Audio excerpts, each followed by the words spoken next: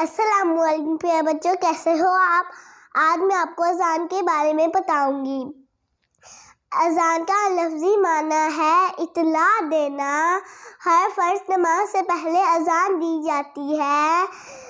اذان سن کے سب مسجد آتے ہیں اور نماز ادا کرتے ہیں۔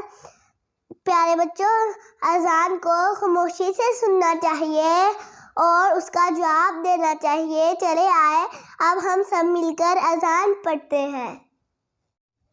اللہ اکبر، اللہ اکبر، اللہ اکبر، اللہ اکبر، اشہد ان لا الہ الا اللہ، اشہد ان لا الہ الا اللہ، اشہد ان محمد رسول اللہ، اشہد ان محمد رسول اللہ، حی علی الصلاۃ، حی علی الصلاۃ، حی علی الفلاح، حی علی الفلاح، اللہ اکبر، اللہ اکبر، لا الہ الا اللہ۔